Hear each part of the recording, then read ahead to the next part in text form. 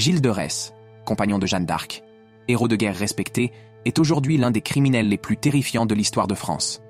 Comment ce militaire brillant et puissant a-t-il pu sombrer dans la cruauté et l'horreur après avoir combattu aux côtés de la pucelle d'Orléans? Né dans une famille noble au début du XVe siècle, Gilles de Retz était d'abord un militaire accompli.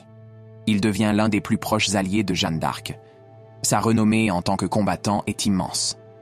Mais derrière ce masque de héros se cache déjà une part sombre, une passion pour l'occulte et des comportements de plus en plus étranges.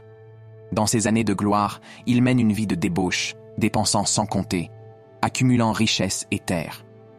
Mais à mesure que sa fortune s'érode, sa santé mentale semble se détériorer.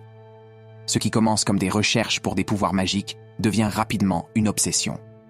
Gilles cherche à retrouver sa richesse par des moyens surnaturels, multipliant les rituels et invoquant des forces obscures.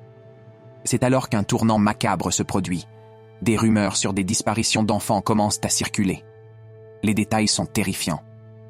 Des enfants, souvent des garçons pauvres, sont attirés dans ces châteaux sous des promesses de travail ou d'aide, pour ne jamais revenir. Des témoignages parlent de tortures indescriptibles, de rituels impies et de meurtres d'une violence inouïe. Certains parlent même de centaines de victimes.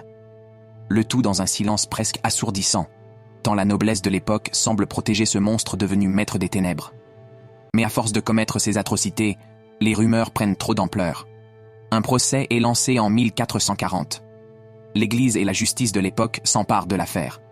Les preuves sont accablantes, et Gilles de Retz est condamné pour meurtre, sorcellerie et crimes abominables. Le 26 octobre 1440, il est exécuté. La légende de ce noble déchu ne fait que commencer. Une histoire qui, même aujourd'hui, continue d'effrayer, fascinant et horrifiant à la fois. Alors, qui était vraiment Gilles de Retz? Un monstre ou une victime d'un complot politique? Découvre l'histoire autrement. Abonne-toi, like et partage.